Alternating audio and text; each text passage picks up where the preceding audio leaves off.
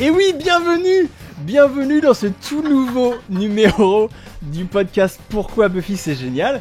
Podcast évidemment complètement exceptionnel puisque hors série, dans lequel on ne va absolument pas parler de Buffy, enfin un petit peu quand même. On va forcément en parler un peu. Puisqu'on fait un hors série sur la série Charmed. Alors je crois qu'on dit Charmed, effectivement, en bon français. Série qu'on avait l'habitude de moquer dans ce podcast. C'est pour ça qu'elle est généralement bannie du chat. On vient de découvrir que c'était banni du chat Twitch. Donc, on l'a banni il y a quelques mois et on a oublié. Sur le chat, faites attention quand vous tapez des mots, parce que ce mot, donc le sujet du podcast de ce soir, est donc banni. On écoutait... Il est tabou. c'est quand même... on innove quand même, on fait un podcast sur un sujet tabou. Vas-y. On ose tout. Je vous rappelle le morceau qu'on écoutait en générique début. C'était le morceau How Soon Is Now. Donc morceau des Smiths normalement, mais là c'est une reprise des Love Spit Love, donc qui servait de générique début à la série Charmed. C'est bien ça, Mallory, notre experte qui savait pas qui avait repris ce générique. Donc t'as plus de connaissances que moi finalement. Tu le sais. Grâce à Google, tu le sais. Oui, donc moi je suis bien évidemment Sartman, spécialiste sartois de Buffy contre les vampires. Je suis accompagné pour parler de Charmed, que je ne connais absolument pas. Je suis accompagné de Riley, qui connaît très bien la série. C'est ma série fétiche, tout simplement. Bonsoir Sartman, bonsoir Mallory, bonsoir à tous. Bonsoir. Et il y a Mallory également. Mallory, toi, en vrai, tu connais bien la série. Moi, je connais bien la série parce que je l'ai beaucoup regardée quand j'étais ado. Alors, depuis que je suis une adulte responsable, je ne la regarde plus. Mais elle a quand même, vous ne le voyez pas, mais elle a un tatouage. Évidemment, en l'honneur de Charmed. Mais moi, je connais plutôt bien la série. Il n'y a pas la fin, mais je connais plutôt bien la série. Et voilà, et on va essayer de décortiquer, comme on le fait d'habitude avec Buffy, on va essayer de vous parler correctement de cette série et vous expliquer pourquoi certains d'entre nous l'aiment, d'autres ne l'aiment pas, mais on va analyser tout ça, vous allez voir, ça va être passionnant. Un petit détail, de quoi cette BO qu'on écoutait, Love, Spit Love, qui nous chante How Soon Is Now, c'était déjà la BO d'un film de sorcière, sorti 2 ans plus tôt. Dangereuse Alliance. Dangereuse Alliance. C'était ça le titre français, j'avais oublié. Ouais. Avec Neve Campbell. Alors c'était un super film, ça, on est d'accord. Il était cool. Sartman, tu vieillis. Mais c'est un film pour ados, en fait. Oui. C'est un film pour ados, mais il est clairement, sympa quand on est peut-être ado. c'est l'inspiration principale de Charmed. De ouf, c'est le même générique, bien sûr. Qu'est-ce qu'on peut raconter d'autre Pourquoi est-ce qu'on fait cet épisode hors série? Ça fait très longtemps qu'on n'a pas fait de hors série. On le fait parce que, on vous raconte tout. Nous avons participé il y a quelques mois à une soirée caritative, j'avais oublié le mot, une soirée caritative qui s'appelait Buffy versus Charmed. Évidemment, il y a un concours entre les deux séries. Évidemment, on a gagné. Une soirée donc caritative qui avait pour but de récolter de l'argent pour l'association La Cloche qui vient en aide aux sans-abri. Et il y avait un lot qu'on avait mis en vente. En pensant que personne n'allait le prendre, on est d'accord. On se disait que c'était un peu beaucoup, et il a été acheté. Donc ce lot, c'était donc en échange d'un don fait à l'association La Cloche, on s'engageait à faire un hors-série sur Charmed. Et ce lot a été fait, et c'est une très bonne nouvelle vu que c'est très bien qu'il y ait de l'argent pour la bonne cause. Pour La Cloche. C'est pour la bonne cause. Et donc en contrepartie, nous faisons donc cet épisode hors-série. On est en live évidemment sur Twitch, comme d'habitude. Twitch.tv/pourquoi Buffy. Un sommaire peut-être, de quoi on va parler aujourd'hui. Il y a Sam sur le chat là, c'est elle qui avait organisé la soirée caritative. Elle est là, Sam. Sam est là. On ne l'entend pas. On va parler de Sam très bientôt, on va lui faire des gros bisous je pense. Peut-être. Le sommaire de l'émission, donc on va parler de Charmed, ça vous avez compris. On va commencer comme d'habitude avec notre rubrique habituelle, les gros bisous, la meilleure rubrique. On remercie tous les fans de Buffy et du podcast. Ensuite on passe dans le vif du sujet avec le commentaire audio de l'épisode 19 de la première saison de Charmed, qui s'appelle Out of Sight. Ok. En français, Innocence perdue. Ce sera l'occasion de revenir en détail plus ou moins grâce à Mallory, sur la série Charmed, les actrices, les nombreux défauts de cette série injustement comparée à Buffy contre les vampires. Et les 2-3 qualités. On parlera de magie, de mauvais acting, d'écriture et de mise en scène bâclée, des codes de soap opéra, etc., etc. Non, mais en vrai, il y a des choses à dire. Et comme c'est un hors-série, il n'y aura pas les dernières rubriques habituelles, mais on fera tout de même une petite conclusion et on vous recommandera des œuvres sur les sorcières bien plus respectables que Charmed. Respectable, carrément. Alors, je découvre ce que j'ai écrit en live. T'étais en transe en fait. Les propos de Riley n'engagent que lui. On est d'accord. Bien évidemment. Évidemment.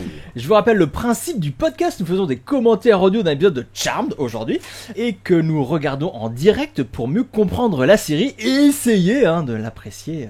À sa juste valeur. Le podcast est un peu partout sur les internets, mais si jamais il n'est pas sur votre appli de podcast, vous nous dites et on essaiera d'y remédier. Vous pouvez aussi retrouver une version vidéo sur YouTube et vous pouvez nous retrouver en passant par notre partenaire Buffy Angel Show.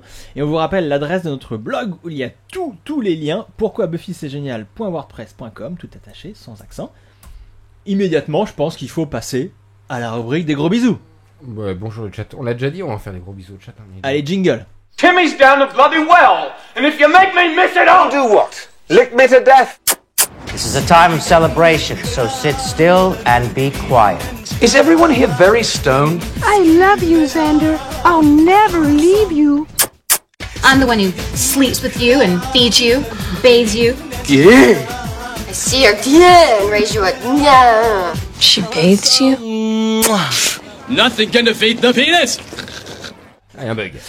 Oui, des gros bisous. Ça va être très rapide aujourd'hui. Donc, comme on vous l'a dit, ce podcast n'existerait pas sans Samantha et sa maman qui ont donc payé Tout simplement. de leur denier, fait un don à l'association La Cloche pour aider les sans-abri. Et grâce à elle, nous faisons ce podcast. Donc, n'hésitez pas à aller faire un tour sur le site de La Cloche et à aider vous aussi.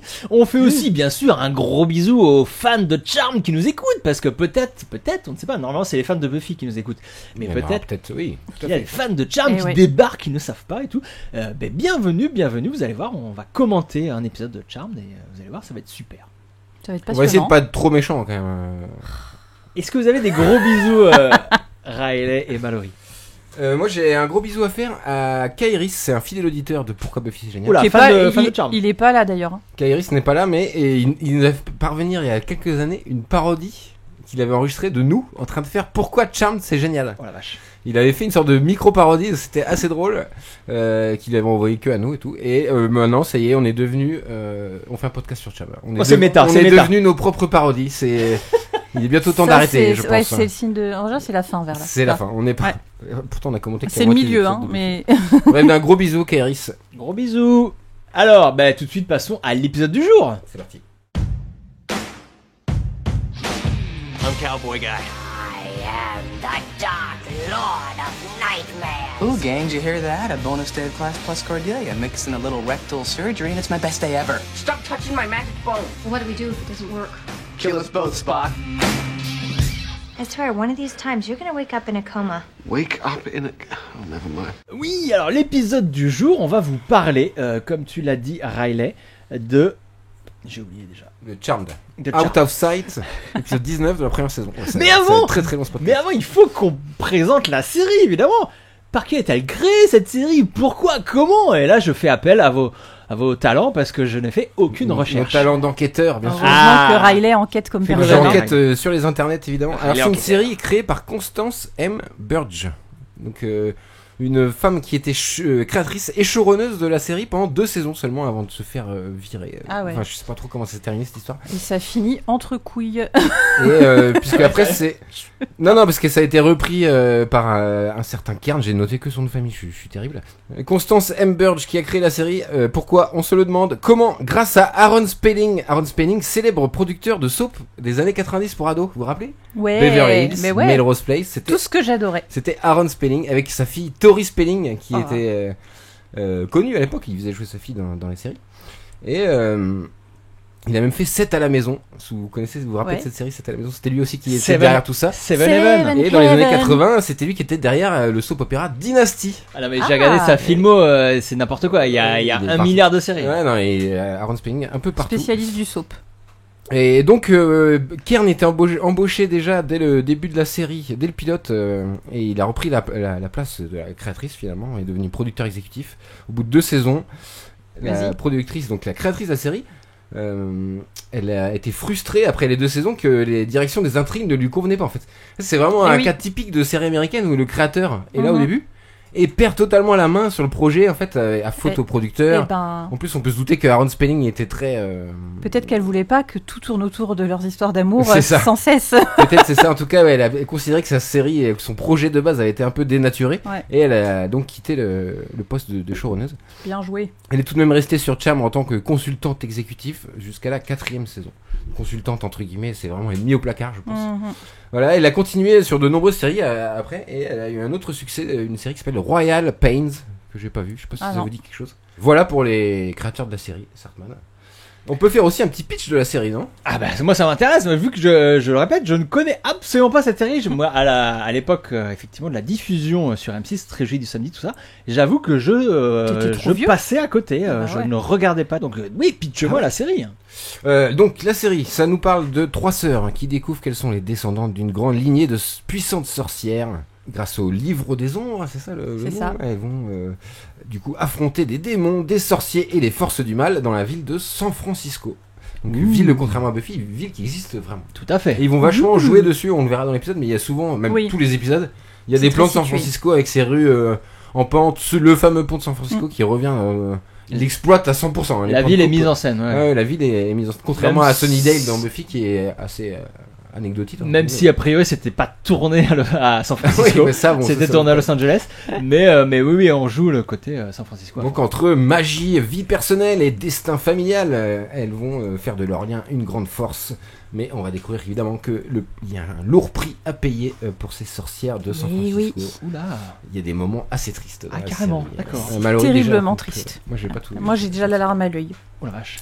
Et voilà, à peu près pour le pitch. J'ai fait un pitch sérieux en plus.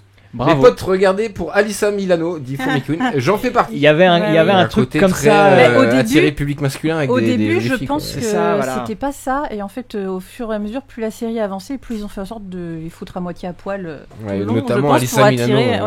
Attirer un public. Rose McGowan aussi, pas mal. Oui, mais elle arrive plus tard. Oui, mais à l'époque de Plou, il y avait pas ça. Il y avait pas tout ce truc. Sexualisation des personnages. Donc voilà, moi je suis pas un gros pervers, donc c'est pour ça que je ne regardais pas. Exactement, contrairement à Riley, qui est vraiment gros dégueulasse, quoi. Apparemment, j'aime beaucoup la magie aussi, donc. Et je suis fan de San Francisco. Voilà. La magie. Magie de Alyssa Milano, évidemment. Donc ce soir, on va parler de l'épisode 18, c'est ça, de la saison 19 même. 19. Il est pas en phase. Il est pas du tout. J'ai écrit n'importe quoi sur mon connecteur. Épisode 19 de la saison 1, diffusé pour la première fois le 5 mai 1999, qui s'appelle Out of Sight. L'épisode est écrit par Tony Blake et Paul Jackson et réalisé par Craig Zisk. C'est rigolo comme nom. Craigslist. Comme Craigslist, mais Craigslist. Qu'ils ont ces gens ? Est-ce que vous avez des infos sur ces gens ? J'ai enquêté une fois de plus. Oh, l'enquêteur incroyable. Moi j'ai rien fait. Déjà, je crois qu'on dit Greg Zik, parce qu'il est c'est un mélomane, donc voilà, sachez-le. C'est un vrai mélomane. Mallory est placé de fou. C'est un réal qui a officié sur des dizaines de séries, même encore aujourd'hui, figurez-vous. En fait, cet épisode de Charmed, c'est au début de sa carrière de réalisateur. Il sévit encore. Oui, il a réalisé des épisodes de Preacher, de Fear the Walking Dead, de Agent Carter, de Timeless. Un vrai artisan de la télé américaine. Comme il y a beaucoup, souvent dans Buffy, on retrouve aussi des réalisateurs qui font plein de séries, en fait, qui sont pas attachés à une série en soi. C'est vraiment j'allais dire des mercenaires, mais des tâcherons. J'ai pas dit que c'était des tâcherons. C'est pas vraiment le même mot, quoi. Ouais. Bon, en tout cas, ils officient sur plein de séries US. Et c'est le cas aussi pour les deux scénaristes, Tony Blake et Paul Jackson, qui ont écrit que 3 ou 4 épisodes de Charmed et qui ont fait plein d'épisodes dans les années 90, des épisodes de séries cultes, notamment Lois et Clark, Le Caméléon, Le Rebelle. C'est pour une momo, et même Sliders. Ils ont écrit des épisodes de Sliders. Et c'est souvent le cas pour les premières saisons de ces séries américaines. Il n'y a pas de pool de scénaristes fixes. Où le pool est un peu fait de briques et de broc, de gens qui sont dispo à ce moment-là. C'est souvent le cas sur les premières saisons. Donc là, c'est une bande de mercenaires qui fait cet épisode. Clairement. Reed Momo réclame un podcast caméléon. Il va falloir payer aussi la prochaine soirée caritative. Ça va pas y payer très très cher.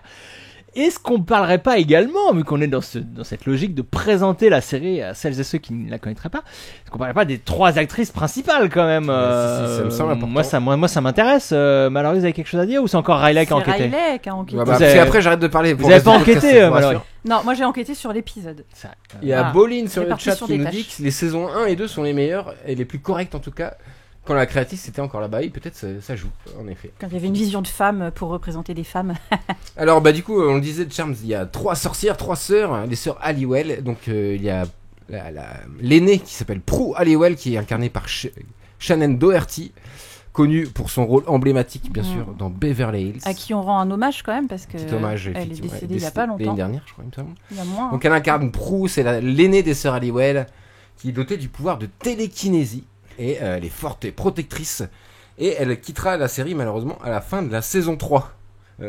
C'est peut-être même le meilleur personnage de la série, je pense. Moi j'aime beaucoup Prue, ouais. On acquiesce dans le public. Mais Prue, moi le peu que je connais de la série, Prue, celle qui tient et apporte le show en tout cas sur ses épaules. Il y a également une autre sœur, Piper Halliwell, donc qui est incarnée par Holly Marie Combs. Donc c'est la sœur du milieu, j'ai écrit. La sœur du milieu, c'est ça en soi. Ouais, c'est ça. Elle est dotée du pouvoir de figer le temps. Donc Piper Halliwell, avec qui elle va avoir des histoires d'amour, notamment avec Léo, le fameux ange dans la série. Après, Charmed, elle a pas fait entre guillemets une grande carrière. Elle a joué dans Pretty Little Liars, un rôle important. Et elle a même lancé en 2022 un podcast sur Charmed, figurez-vous, qui s'appelle House of Halliwell, qu'on a bien sûr pas écouté. Je crois que c'est le moment de préciser qu'on va évidemment spoiler la série bien comme sûr. Des cochons. Donc, si tous les morts, vous allez savoir. Si vous voulez pas être spoilé de la série, évidemment, il faut pas nous écouter. Et enfin, la troisième sœur, c'est Phoebe Halliwell, incarnée par Alyssa Milano. Alyssa Milano qui était révélée dans Madame est servie, souvenez-vous. Donc dans Charmed, c'est la sœur, la plus jeune sœur rebelle et intuitive, capable de voir l'avenir. Elle a des flashs du futur. Et oui. Un pouvoir assez intéressant. Alors son personnage va prendre de l'importance au fil des saisons, gagner en maturité. Elle va même devenir finalement le personnage principal de la série à un moment donné, il me semble. Notamment avec sa relation amoureuse avec Cole, Cole le démon. Cole Turner. Oula, malheureusement ça va.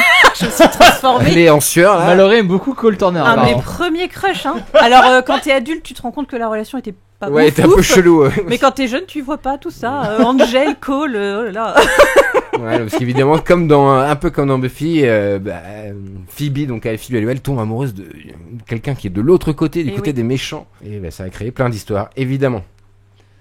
Ça me trouve que Cole est horrible apparemment. Bah évidemment, quand tu es une personne adulte, oui, c'est un mec un peu Cole qui malsain. jouait dans, je sais plus son nom de son acteur, mais il jouait dans Nip Tuck, qui est un. Mais bon, c'est gars Nip Tuck, il est génial. Un des deux quand frères t'as 10 ans, les relations toxiques, c'est pas ce qui te saute aux yeux en premier, quoi. Et super, Nip Tuck, sacrée série aussi. Super. Julian McMahon, merci Sam. Super présentation, mon un bon acteur, Riley. Est-ce que, alors après je vous embête plus Riley, vous avez le droit de prendre une pause après, mais est-ce que vous avez fait un petit pitch de l'épisode du jour? J'ai lutté, déjà il a fallu que je regarde l'épisode. Ah bah oui. Donc compliqué pour faire un pitch, j'étais obligé. En 4 fois. En 4 fois 10 minutes pour le voir. mais non, je l'ai vu, j'ai noté. Donc qu'est-ce qui se passe? Les sœurs Halliwell sont invitées à l'anniversaire du petit David. Petit garçon qui sort de nulle part dans la série, alors peut-être que sur le chat ou dans les commentaires vous nous le direz. Le jour de cet anniversaire, le petit David va se faire kidnapper par une horrible créature, une sorte de démon bizarre, clairement. Non, le look du méchant est pas fou, mais en tout cas, les sœurs du coup vont essayer de retrouver ce petit garçon. Et en parallèle de ça, il y a un journaliste qui découvre le secret des sœurs Halliwell et donc va essayer de les faire chanter. Il y a toute cette histoire autour de. Enfin, ça c'est un peu bidon, vous allez le voir dans l'épisode, mais c'est bidon. On t'a demandé un pitch, on t'a pas demandé de. Pardon, excusez-moi, j'ai débordé. Bon, en tout cas, voilà, les sœurs vont essayer de retrouver ce petit garçon au péril de leur vie. Ok. C'est bon, j'ai fini, je me tais. Alors, chez vous, évidemment, vous avez l'intégrale de Charmed en DVD, hein. Vous êtes prêts et prêtes. Les gens sont pas prévenus. À lancer l'épisode. Alors, on va vous diffuser l'épisode en VOD au pire. Pour ici, oui, comment voir Charmed? C'est sur Prime. Si Video. Certains ont Prime et ont envie de regarder l'épisode en même temps que nous. C'est parti, on va lancer l'épisode. Donc je vous rappelle, Out of Sight, épisode 19 de la saison 1. Innocence perdue en VF. Attention, 3. Donc Charmed, pas Buffy. Il va dire top. 3, 2, je suis pas prêt. 1. Top, c'est parti. Et l'épisode commence. C'est l'anniversaire de David. David dans un parc, et dès les premiers mots des répliques que s'échangent les frangines, le décor est planté. C'est une série sur les relations amoureuses. Vous pensiez regarder une série fantastique, même un peu féministe, pourquoi pas? Et pas du tout. On est sur de la romance pure et dure, vous allez voir. Une seule préoccupation chez ces trois sœurs. En tout cas, la seule préoccupation qui est mise en avant dans les intrigues écrites par les scénaristes de ce show, c'est que chacune se trouve un mec. Et donc là c'est Piper qui parle de sa peur d'avoir une relation sexuelle avec le gars qu'elle date en ce moment. 3 dates et toujours pas eu de relation sexuelle. Oulala. C'est scandaleux, lui dit Phoebe. Petite Phoebe. Et oui, c'est le débat. Et donc vous allez voir que les 3 sœurs vont avoir chacune une intrigue. Alors ça c'est normal dans les séries, qui est une intrigue une intrigue A, une intrigue B, une intrigue C pour chaque personnage. Mais là c'est que des intrigues amoureuses pour chacune des trois femmes. C'est un petit peu embêtant. On a à l'arrivée de Dee, donc cette femme là qu'on voit au milieu, la mère de David donc. Moi que je ne connaissais pas, et on l'a déjà vu dans les épisodes où elle débarque comme ça. Elle débarque comme ça, pas du tout introduite, et c'est quelque chose, d'après moi, qui est assez récurrent dans la série, c'est qu'on nous introduit souvent des amis, des sœurs, des gens qui arrivent auxquels on est censé s'attacher un petit peu, et en fait on les connaît pas et on les revoit pas. Et c'est pire parce que on nous dit que c'est des amis qui sont au courant de leur histoire parce que David il me semble qu'il est au courant de... Non, ça c'est pas du tout ça, c'est que David il la voit utiliser ses pouvoirs Plou. Mais ils sont pas du tout au courant. Je crois que Dee était au courant aussi. Non, il y a personne qui est au courant là à ce stade-là de la série. Dans les buissons des yeux qui des yeux de pédophile, ça se reconnaît hein. Et la tête d'un voilà, le méchant est là. Alerte pédophile. Mais on rigole, mais c'est horrible parce que effectivement, c'est ça qui est traduit dans cette scène. C'est ça l'image, la métaphore, quoi. Voilà. Ce démon qui est derrière les buissons, hein, qui regarde les enfants en train de jouer au ballon, et là qui veut le kidnapper et qui va réussir à le kidnapper parce que Prue n'arrive pas à faire son. Non, elle est un peu surprise pouvoir. parce qu'il vient de lui arriver. Ah oui, c'est ça. Voilà, tout ça, c'est la métaphore du gros pédophile qui enlève un enfant et qui l'emmène dans un milieu du bois de Vincennes, visiblement. Ouais, dans un milieu horrible. C'est vraiment ça parce qu'il l'attrape et puis il court avec. Enfin, c'est vraiment pas un enlèvement surnaturel, quoi. Il le prend, il l'emmène. Surnaturel, il fait un trou dans le sol et il saute. Et on a vu aussi au passage qu'il y avait un témoin à cette scène qui sera le journaliste qui va essayer de faire chanter Prue après. Par contre, on est d'accord que l'endroit où elle arrive et l'endroit qui est montré là, c'est pas le même. C'est pas du tout le même endroit. Non, et cette idée du plan très large, et elle est super. Sauf que ça se finit sur un freeze, sur un arrêt sur image très moche. C'est un peu dommage. Laborieuse. C'est compliqué, c'est pas Buffy, mais on va essayer de défendre cette série. On arrive au générique qui est trop bien. Le générique est lui assez sympathique. Mais oui. Parce que déjà la musique est sympa, on l'a dit. Et voilà, dans ce générique sont très bien caractérisées chacune des 3 sœurs. Il y a des images pour nous montrer leur pouvoir. En fait, c'est un générique qui sert de previously presque pour expliquer aux gens qui ne connaîtraient pas la série qu'est-ce qu'ils vont voir. Exactement. Donc on a vu les 3 sœurs, on a vu des flics aussi, des petites scénettes qui nous expliquent chacune leur pouvoir. Donc la télékinésie pour Prue, les visions pour Phoebe, et pour Piper c'est l'arrêt du temps, et il y a aussi les mecs qui servent à rien, les policiers. Ils servent pas à rien. Et il y a aussi ils sont importants. Toute une imagerie qui est là pour nous montrer que ça va parler de sorcières. Il y a de sorcières un peu modernes, mais exactement. Vraiment le visuel est hyper cool du générique, et il montre bien l'ambiance de la série en fait, visuellement en tout cas. En tout cas, il fait carrément le job d'expliquer le concept de la série. C'est, vous allez voir, une série sur 3 sorcières modernes dans le monde contemporain. Et il y a un plan sur un chat aussi qui est le meilleur plan de la série. Le plus beau plan. Donc là, comme on disait tout à l'heure, ils exploitent à fond San Francisco avec beaucoup de plans de coupe, les rues, le tramway, voilà, des cartes postales de San Francisco en fait, tout simplement. Et des plans qui à mon avis viennent d'une banque de données en fait, n'ont même pas été filmés pour la série, parce que quand la série a été passée en HD, donc là c'est une version HD qu'on regarde, les plans, donc les plans de coupe, les plans de paysage de San Francisco n'ont pas la même qualité que les plans de tournage. Priorité au direct. Alors oui, la police est sur les lieux. Là, ce qui est hyper intéressant en vrai, c'est qu'il y a la police qui est là, mais c'est les 2 sœurs qui parlent, et en fait cette scène, elle caractérise bien les 2 sœurs, parce qu'on a Piper qui est pas du tout en train d'enquêter, qui est en train de s'occuper de la maman, donc c'est son rôle en fait. Piper, elle s'occupe des autres. C'est ça. On a Phoebe et Plou qui sont en train d'enquêter, et surtout on a Phoebe qui sait tout avant tout le monde. Elle sait déjà tout ce qui s'est passé avant, ça va avec son don de préscience en fait. Et Plou, elle essaye de réfléchir. Et Plou, elle essaye de réfléchir et de comprendre ce qui s'est passé. Donc on a vraiment le côté de Plou qui agit, le côté de Phoebe qui ressent les choses, et le côté de Piper qui est dans le care. Je sais pas comment dire en français, mais dans le soin des autres, quoi. Ah bah tout le temps, elle passe son temps à faire. Donc son job, elle est chef. Donc elle passe son temps à faire à manger aux gens. On va voir dans une scène plus tard qu'elle pour aider sa copine Dee, dont le fils a été enlevé. Elle veut lui faire à manger. Voilà, elle veut tout le temps. Dans un autre épisode que j'avais vu, elle préparait faire le petit déj pour ses sœurs. Enfin voilà, c'est son rôle dans la famille, quoi. C'est dans ce petit, je reviens en arrière, dans ce petit passage clippé avec des paysages de San Francisco, on avait une musique du groupe Rémi Zero qui nous chantait le morceau Hermès Bird. Rémi Zero, Smallville, hein, c'est pas générique de Smallville. C'est ça, un groupe que connaissent les spectateurs et spectatrices. Somebody save. Gros bisous à Big M. De la trilogie du samedi, parce que c'est Rémi Zero qui signait. Alors Rémi Zero, c'est un peu le. Ouais. C'est et là, terrible. Hein. Mais il s'est passé quelque chose de central dans l'épisode, c'est que Phoebe. Ah pardon. La parole, Mallory, c'est dingue. Je déteste. Priorité au direct, on a toujours dit. Rémi Zero qui signait le générique de Smallville. Vas-y. Excuse-moi.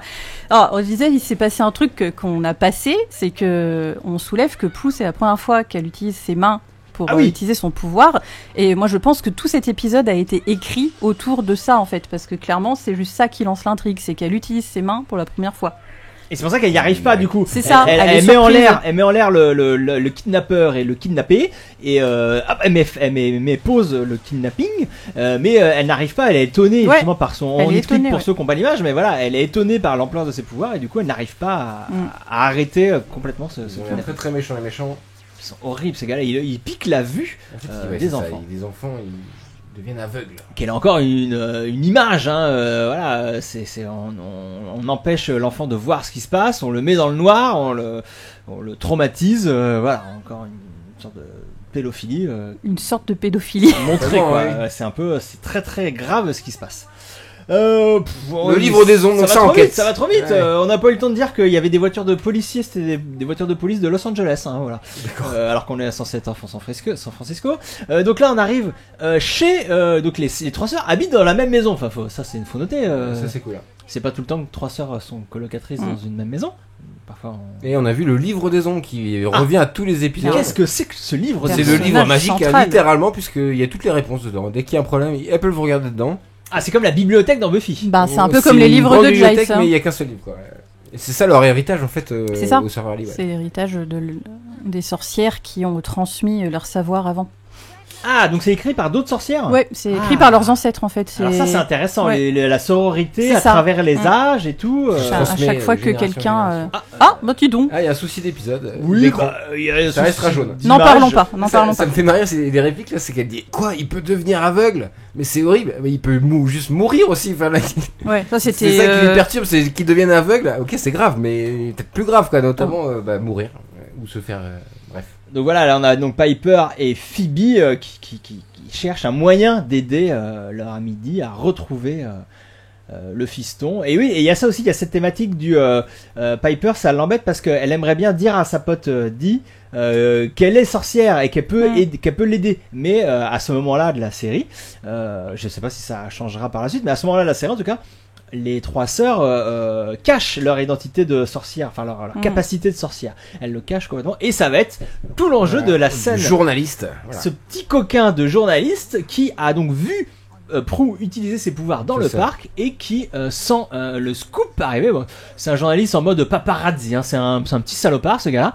Et il se dit tiens, je sais ce qui se passe, je sais ce que tu nous caches. Ce perso, c'est terrible. Je vais sortir un scoop bien salace et je vais embêter cette jeune femme. Et voilà, et là on le verra plus tard avec d'autres scènes, mais voilà, là on a la critique de tous ces paparazzi qu'il y avait dans les années 90 là, qui poursuivaient les stars jusque devant leur maison, dans leur voiture, tout ça. C'est complètement ce que ce vilain gars montre. But if I wrote an article on it might look like something.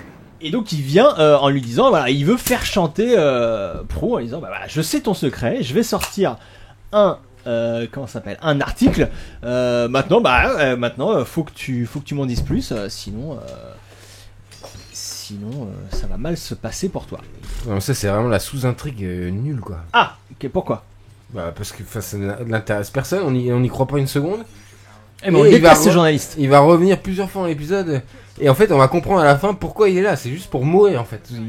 C'est de la chair à canon ce gars. Le spoiler. On a dit qu'on spoilait, on s'en fout. Alors, mais ça met en avant le côté, on en parle beaucoup. Oui, ça met en avant le côté qu'elle se cache, quoi. Dans Buffy, la double identité, tout ça, c'est un sujet qui est important. Et donc, c'est aussi traité comme ça, comme comme une orientation sexuelle ou une croyance religieuse qu'on n'oserait pas sortir pour rester dans la norme. Et c'est comme ça qu'est traité ce côté sorcière, la sorcellerie chez les trois sœurs. Elles n'osent pas faire leur coming out.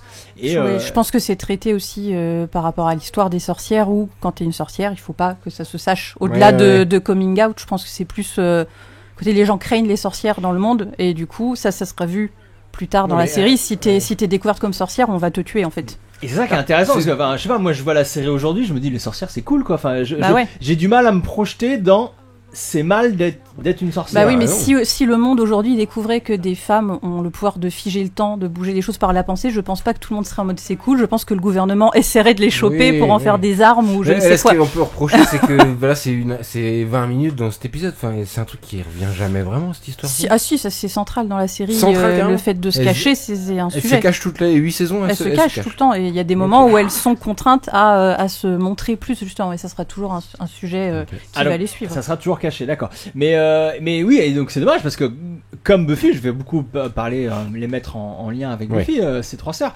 mais comme pour Buffy, elles pourraient apparaître comme des super héroïnes, ces trois sœurs avec leurs super pouvoirs, mais donc c'est jamais trop le cas alors. Bah on n'est pas, je pense, dans un monde où ce genre de personne est très accepté, à mon avis. Et parce que, alors ça va être mon fil rouge pendant tout l'épisode, parce qu'on est aussi dans une série qui n'est pas une série fantastique qui est un soap opéra. Qui est un soap opéra. Mm-hmm. C'est vraiment ça qui m'a frappé en analysant cet épisode et donc cette série. Toutes les mécaniques sont les mécaniques du soap. Le plus important dans cette série sont les relations amoureuses. Là, donc, on a une scène entre Phoebe et une ancienne victime, des méchants, des pédos. Et tout l'intérêt de cette scène, c'est que ce monsieur va devenir un love interest pour Phoebe, ce qui est quand même super triste. Il y a d'autres choses à faire avec. Et ça arrivera quasiment tout le temps d'un épisode. Il y a un homme qui devient un love interest pour un épisode et qu'on ne revoit plus jamais. Et alors, précision, celui-là, il joue extrêmement mal. Hein. Je me suis renseigné sur. C'est pas un acteur fabuleux. Raphaël, je sais plus son nom, mais ça reviendra plus tard. Il est scandaleux, il faut absolument pas le regarder dans la série. Ne le regarde, fermez les yeux. Il joue extrêmement mal, c'est hallucinant. Et autre petit code qui nous rappelle le soap opéra, c'est entre chaque scène, je sais pas si vous avez vu, il y a des plans de coupe de paysages systématiquement pour nous dire regarde, téléspectateur, c'est ici que va se passer la scène. Donc un plan d'immeuble, un plan de paysage, un plan de maison, avec une petite musique, une petite virgule sonore. Enfin, c'est systématique. C'est tellement forcé. Enfin, parce que en fait, elle accepte de rencontrer Phoebe, mais le mec ne demande même pas pourquoi. Enfin, il n'y a même pas d'enjeu. C'est juste un personnage fonction qui. Non, et puis les choses ou Love Interest qui ne sert absolument. J'ai retrouvé son nom. Raphaël Sbarge. Donc si vous voyez son nom, fuyez. Puis les choses sont souvent posées sans amorce. C'est pareil, le début de l'épisode où on comprend que Phoebe c'est déjà tout. On nous voit pas, on nous montre pas. Tu vois. Donc alors effectivement, nous en tant que surtout que fan de Buffy, on est un peu dérangé par ça parce que on est habitué à autre chose. Mais voilà, il faut comprendre que c'est juste deux projets différents quoi. Buffy et Charmed. Bien sûr. Charmed c'est vraiment le soap. Les romances, voilà, et Buffy c'est le teen drama. Il y a un code de soap opéra qui est vachement repris dans le Charmed, c'est cette scène finale, le dernier plan de la séquence, toujours en gros plan sur le visage du personnage. Ouais. C'est les feux de l'amour à fond. Ouais, ça n'arrête pas. Et pour faire du suspense, gros plan sur Prue, sur Phoebe. Et là, on vient d'apprendre, parce que. On a plein de choses à dire finalement parce qu'on n'arrive pas à suivre l'épisode. Que les Grimlocks en fait utilisent l'aura des bonnes personnes qui seraient jaunes. Parce que donc dans cette série il y a des auras, chaque être humain a une aura plus ou moins gentil ou méchant, c'est ça, jaune apparemment ou rouge j'imagine. Oui, donc alors là c'était la fin de l'acte 1 juste avant la pub et effectivement on a les Grimlocks qui ont attaqué un gars. Et c'est pas très clair, enfin, en tant que spectateur qui. Non, c'est pas d'où ça sort, parce qu'en plus, il a attaqué un enfant au début de la série. Et là, ils attaquent un mec, mais effectivement, c'est petit à petit qu'on va comprendre que c'était une bonne personne, que ces mecs sont une sorte de tueurs à gages des forces du mal. Ça, c'est Phoebe qui le dit. Voilà, enfin, il y a plein de choses. Là, il y a un truc intéressant, c'est que les sœurs arrivent à mettre en commun les informations qu'elles trouvent chacune et elles mènent leur enquête. Elles mènent une petite enquête quand même. Ça marche bien. Et elles travaillent ensemble. Ça, c'est plutôt pas mal. Donc là, on est chez les sœurs Halliwell. Donc, ils font point sur l'enquête, elles vont se repartager le boulot. Et c'est écrit dans le conducteur, blabla chiant. Non, ça c'était avant, c'était la scène avec. Je confirme, c'est quand même chiant. Et non mais c'est une des rares scènes où il y a les 3 sœurs en même temps, parce qu'elles vont être dispersées chacune dans leur enquête. Prue surtout à gérer l'histoire avec le journaliste. Piper a géré, parce qu'il y a ça aussi, il y a toujours le love interest qui revient. Piper elle doit trouver une carte parce qu'elle sort avec un architecte en ce moment, donc elle va choper la carte avec lui. Personne qu'on connaît pas non plus, hein. Donc elle sort avec un architecte dans cet épisode parce que c'est utile à l'épisode en fait. Mais utile. Ouais.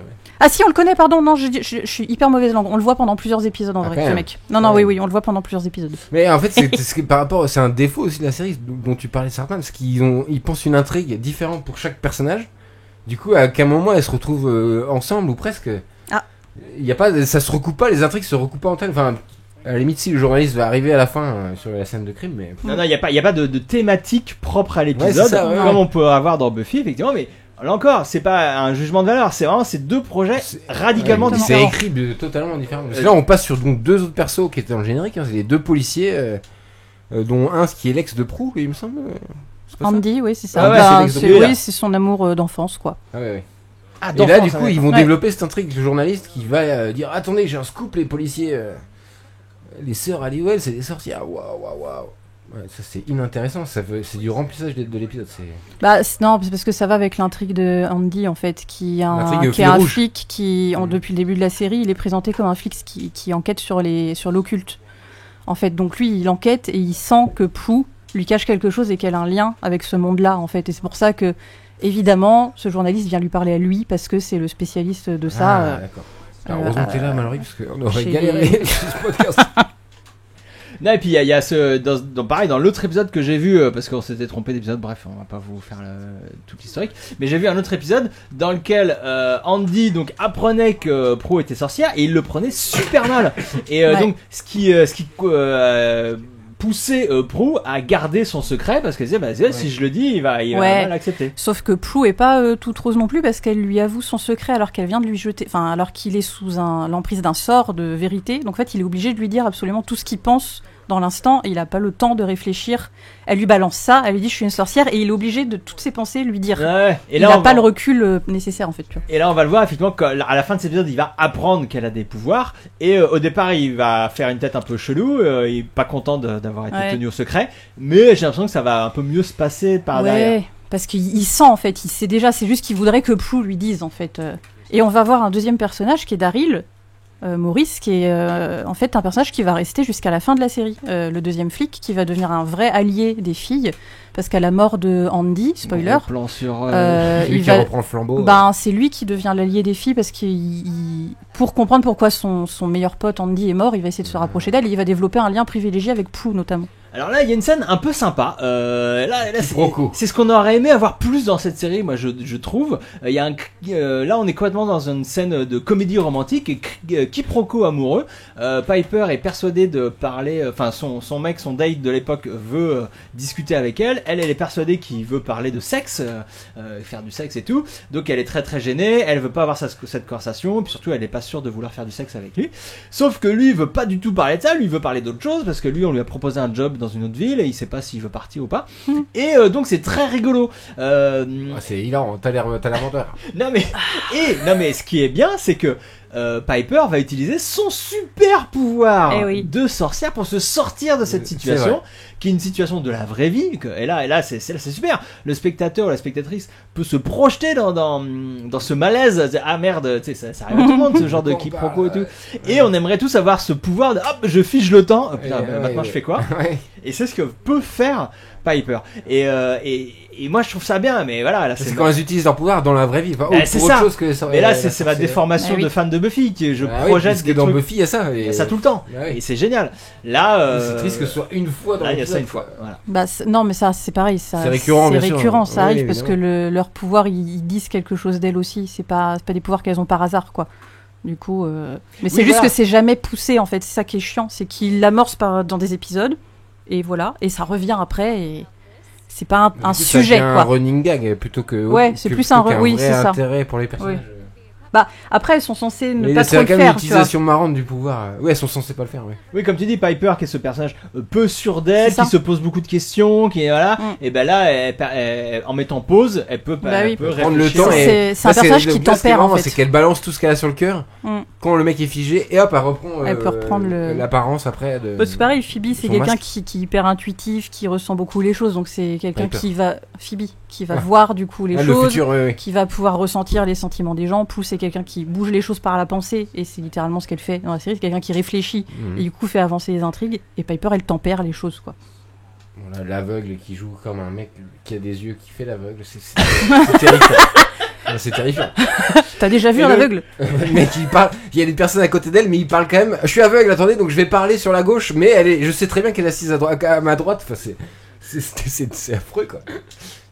Ralph Sbarge, n'oubliez pas. Oui, ça a peut-être été bien de prendre un acteur vraiment. Ouais, ou juste un bon acteur. On faisait pas ça à l'époque, hein. Et là, on comprend. Et j'aime beaucoup votre voix. Ça, il commence la pseudo intrigue amoureuse entre les deux là. Et il y a un petit flash. Alors oui, mais donc d'ailleurs là il y a un flash. Pareil, Phoebe utilise son pouvoir. Grâce à son pouvoir, elle peut faire avancer l'enquête et donc aider. Et c'est Brent qui s'appelle ou Brett, je sais plus comment. Brent. Aider à fouiller dans ses souvenirs pour avoir plus d'informations, mais surtout dans cette scène on va voir que il y a un peu d'inclusivité, et ça effectivement dans les années fin des années 90 c'était pas commun. Et là c'est maladroit, c'est fait n'importe comment, mais l'idée est sympa. On veut nous montrer qu'une personne en situation de handicap comme ça peut avoir une vraie vie, peut avoir une vraie relation sociale avec cette personne, peut même comprendre ce que pense la personne, parce qu'il arrive à comprendre, là t'es pas sûr de toi, là je te sens que tu es en train de sourire et tout. On nous fait comprendre qu'il arrive à comprendre tout ça malgré son handicap, et ça c'est plutôt pas mal. On veut nous faire comprendre que ce gars a une vie comme les autres finalement, et remis et tout ça. Mais comme tu dis, comme les autres entre guillemets, vu qu'il est milliardaire et qu'il a un appartement de 200 000 mètres carrés. Et ben oui, non mais c'est ça, et ce que s'attendait, ça aussi, le côté méga riche, tout ça, feu dans la cheminée, elle ne s'attendait pas à ça, Phoebe, quand elle rencontre le gars. Donc c'est des bonnes idées, ça, c'est fait avec des gros sabots, c'est pas ouf, mais moi je trouve que c'est des bonnes idées. Ouais, c'est jamais bien travaillé, quoi. Et c'est que en surface, t'as raison. C'est ça. Ouais. Et je vous rappelle, c'est écrit en automatique. Hein, mais... Oui, mais parce que ces scénaristes ne perdent jamais de vue qu'il faut de la romance, encore de la romance.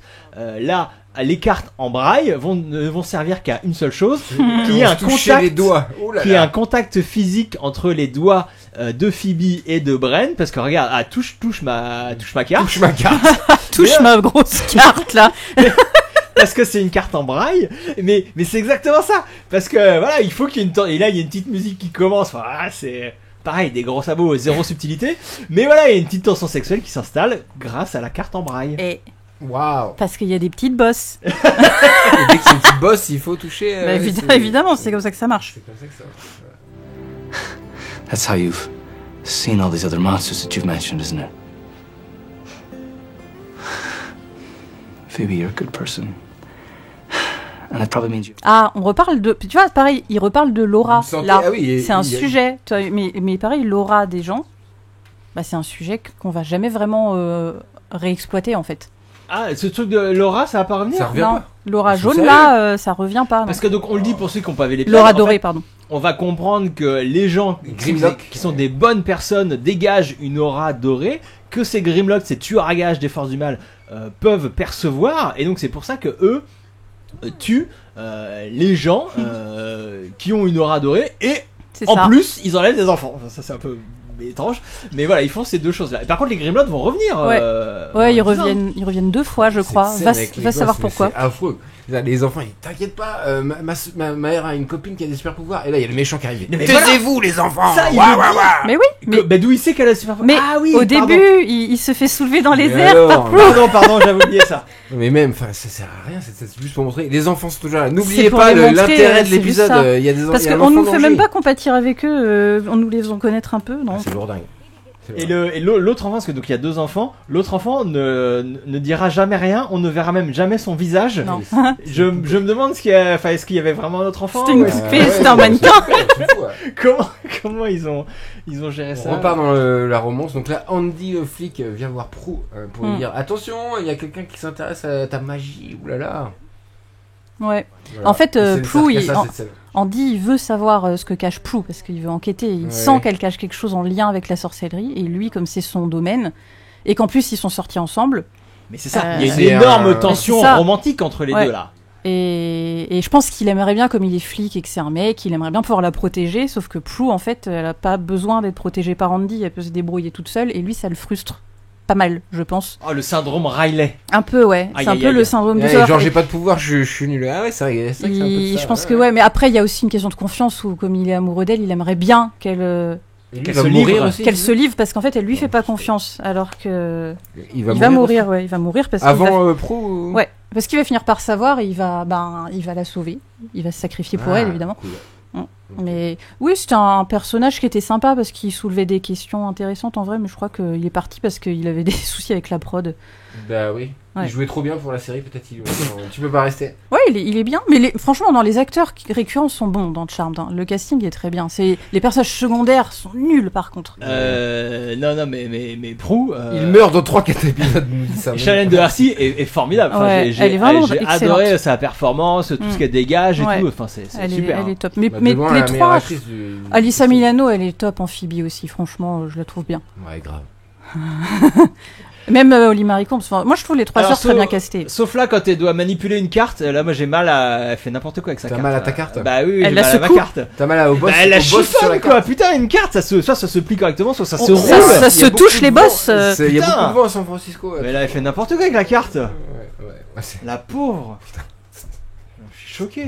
Vraiment rien à dire, quoi. Oui, Holly, c'est pas la meilleure. Bon, la meilleure des 3, c'est clairement Shannon Doherty, je trouve. Ah, Holly, d'accord. Holly. Elle parle. Ok. Bref, les 2 sœurs se retrouvent. On arrive à la fin de l'acte 2. Le méchant journaliste, toujours sur les talons de Prue, et il a compris tout seul. Attention le bébé. Donc, il y a un bébé, une poussette qui traversait la rue toute seule. Mais c'était un piège. C'était un piège. Oh, Prue est pas contente. Hein. Elle va défoncer Beagle. Il leur a monté un coup. On explique pour les gens qui n'ont pas l'image. Donc le journaliste poursuit Prue et ses 2 sœurs pour avoir une preuve de leur pouvoir magique. Donc là, il a balancé comment ça s'appelle, une poussette au milieu de la rue devant un camion en se disant que les sœurs, en voyant ça, allaient utiliser leur pouvoir. Ce qu'elles font, Piper donc arrête le temps, mais Prue comprend que c'est une manigance et donc elles se remettent à leur place comme si de rien n'était et remettent le temps en route. Bref, c'est compliqué. Il y a une histoire de faux raccord. Et il y a une histoire de faux raccord parce que dans sa petite. Donc le journaliste était caché avec sa caméra pour filmer la scène. Il dit il s'est rien passé, mais en rembobinant, il voit qu'il y a un faux raccord de sac. Et ouais. Et donc pour là, c'est sûr, c'est une sorcière. Le mec, il tire il l'a déjà vu faire léviter un enfant avec ses mains. Donc évidemment là, que. C'est pas une preuve pour moi. T'es rejeté au tribunal. Là. Non, mais le discours méta est formidable. Ouais, c'est la caméra. Collecte. La caméra est plus forte que les pouvoirs magiques. La caméra détecte les pouvoirs magiques. Tu forces ça. Mais d'accord.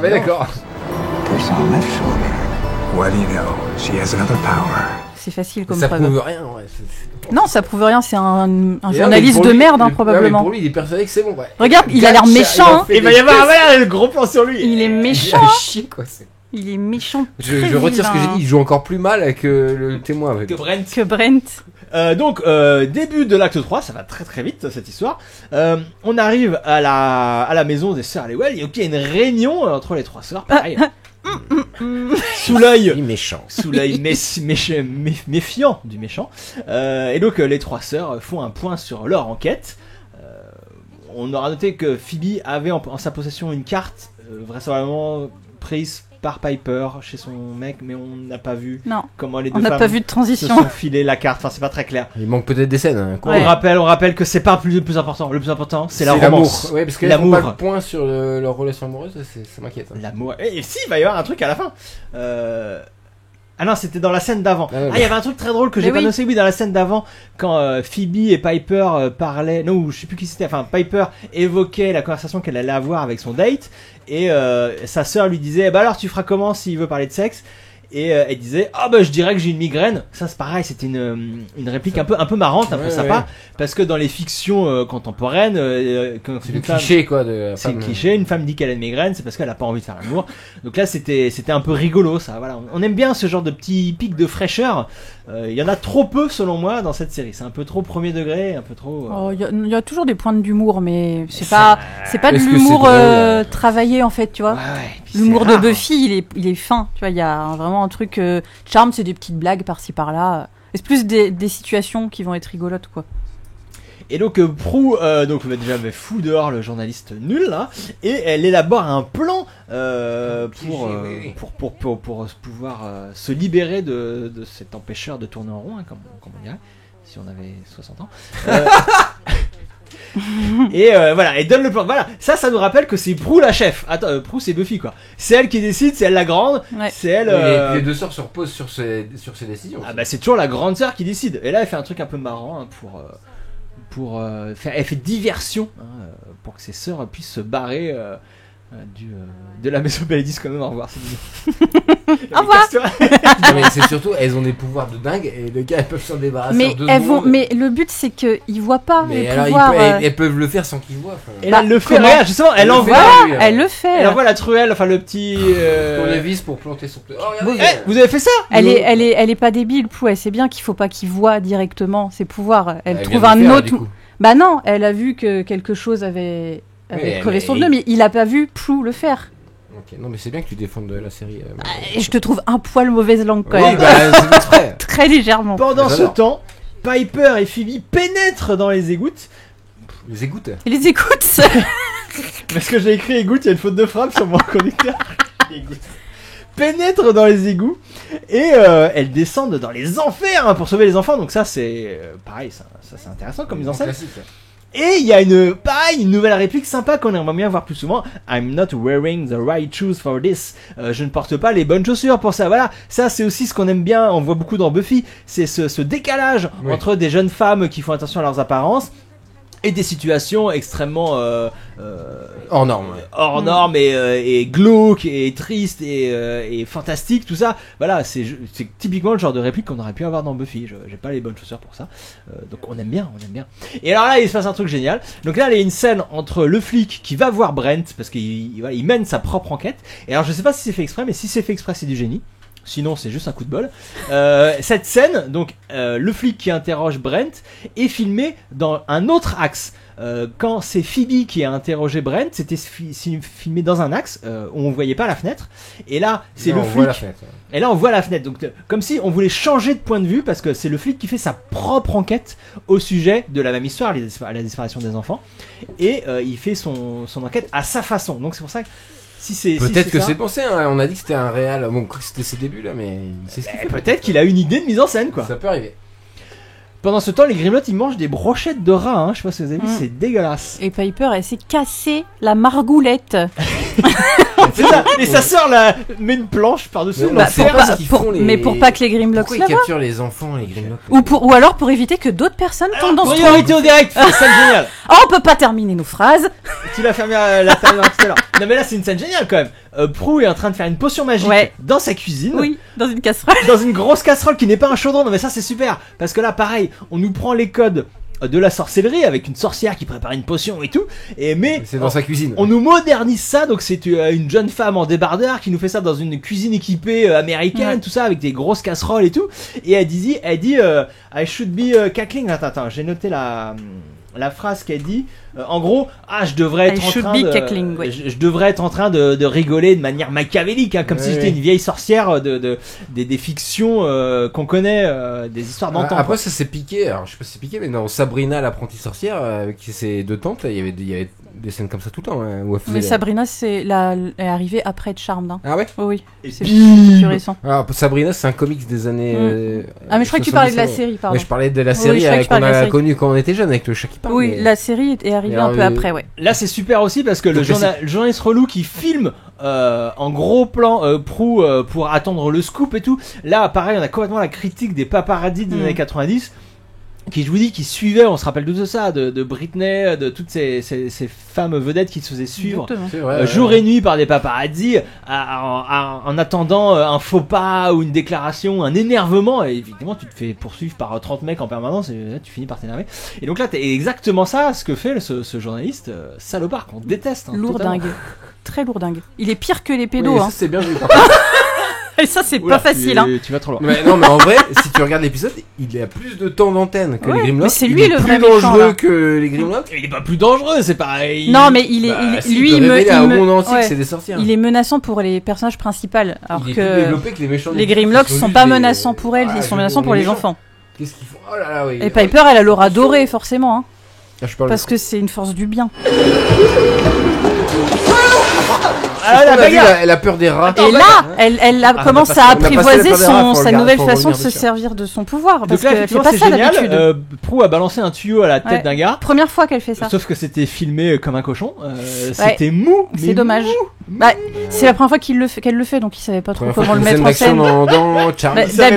D'habitude, elle utilise pas ses mains pour utiliser ses pouvoirs. Ça n'empêche pas de faire une bonne mise en scène. Ah mais non, mais ça je suis d'accord. Mais elles seront jamais bien mises en scène, les scènes d'action. Merde, c'est pas bon. C'est pas leur point. Andy arrive sur les lieux du drame, bien sûr, il est toujours là. Le journaliste, c'est un mec dans le métro. C'est vrai, faut projet Blair Witch, ce plan là où le journaliste se filme. Là, c'est moi qui ai enquêté. Projet Blair Witch est sorti 6 mois avant le tournage de cet épisode. Enfin non, 6 mois avant la diffusion de cet épisode, donc quelques mois avant le tournage de cet épisode. Et donc effectivement, on peut supputer que puis ça avait fait un barouf pas possible quand Blair Witch avait été diffusé, projeté au festival Sundance. Donc on peut imaginer que ce réalisateur avait entendu parler de ce film ou très probable, ou même l'avait vu, on ne sait pas. Donc oui, parce qu'il y a une scène avec pareil ce fan footage, le journaliste qui est dans les égouts et qui tombe en gros plan, il y a un jumpscare sur le gros pédo qui va évidemment le tuer. Et ça fait peur, hein. Ouais, mais ça fait peur, mais une nouvelle incohérence parce que les gros pédos ils tuent, soit ils rendent aveugles des enfants, soit ils tuent des gens qui ont une bonne aura. Le journaliste il est ni l'un ni l'autre, donc c'est un peu juste il est là. Il l'a peut-être pas tué en lui enlevant la voix, il lui a peut-être juste brisé la nuque, on sait pas. Ah là, ok, nouvelle scène, ça va. Andy il a essayé, hein. Bagarre. Andy. Voilà, sauvé par Prue. Et ça y est, la vérité a éclaté. Andy tire avec son pistolet de policier sur le gros pédo. Avec et ça son arme de monsieur. Ouais, ça ne sert à rien. C'est une arme viriliste, là, du gros mascu, ça ne sert à rien. Parce que c'est pas son domaine. Et c'est Prue avec son super pouvoir de femme forte qui écarte le Grimlock. Voilà. Là, on cherchait du discours féministe. On a beaucoup cherché du discours féministe dans cet épisode, dans cette série. Nous l'avons. Enfin, on l'a trouvé. Et il vient de Prue, évidemment. Prue est génial. Ouais. Et là, c'est la deuxième fois en vrai qu'il apprend son pouvoir, mais cette fois, elle va lui permettre de garder ses souvenirs. Donc, il va avoir un peu plus de temps. La mémoire. La première fois, elle lui a pas effacé, mais il était sous l'emprise d'un sort qui, à la fin de la journée, ou alors elle lui a effacé, je sais plus. Bref, mais. Là, elle va lui laisser le temps de digérer les choses et il va accepter en fait. Il va complètement accepter cette partie d'elle. Et elle arrive à le convaincre de bon, je suis plus fort que toi, je suis plus forte que toi. Écoute-moi, dégage, je gère l'histoire. Oui. Et ça c'est cool qu'il accepte de se barrer. Il questionne pas trop le truc, mais à la fin il arrêtera. Enfin, il écoutera pas pour le coup parce qu'il saura que s'il est pas là. Elle risque de mourir, donc voilà. J'adore la cassette. La cassette était sortie, évidemment, de la caméra pour qu'elle puisse la récupérer. Scène rigolote. Oui, là c'est marrant. Là c'est du Buffy. Là c'est vraiment du J'adore. Elle sursaute, elle tombe nez à nez, les deux sœurs tombent nez à nez avec le Grimlock. Elle sursaute de peur. Un cri génial. Le meurtre dans la panique. Elles ont même pas compris ce qu'elle faisait, je pense.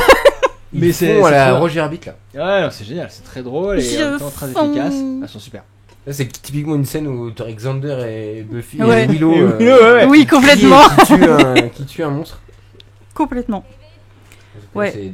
Et les Grimlocks, oui, ils vont revenir 2 fois dans la série. C'est d'autres Grimlocks ou c'est les mêmes? C'est les mêmes. Et on sait pas pourquoi eux. Il y a un autre démon qui revient plusieurs fois. Mais là, on les a vus fondre. Bah ouais, mais ils reviennent. Alors, ils reviennent le jour de la Toussaint parce qu'a priori, c'est un jour où les démons ont une chance de revenir sur Terre. Pareil, ça sera jamais réexploité, je crois, dans un épisode. Et ils reviennent à un autre moment plus tard. Et pourquoi eux?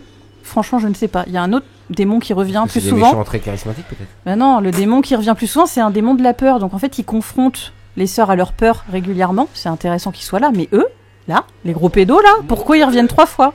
C'est la bagarre. Ah, et Prue arrive à lancer le liquide qui était par terre et par son pouvoir de télékinésie. Elle arrive à le lancer sur la tête, et ça fait mal, hein, ça se voit. Et alors, moi j'ai lu un truc super sur internet, c'est qu'avant cet épisode, elle utilisait son pouvoir en fronçant les sourcils. En les yeux, ouais. En plissant les yeux. Cinématographique peut-être. Non, apparemment, elle en a eu marre parce que ça lui donnait des mal de crâne, des migraines, de froncer les sourcils à l'image. Ah ouais. Et donc elle a demandé à changer de geste pour utiliser son pouvoir. Après, ça va de... C'est aller... C'est rigolo. Ce qui est bien, c'est que ça va dans la logique du truc où ils mettent...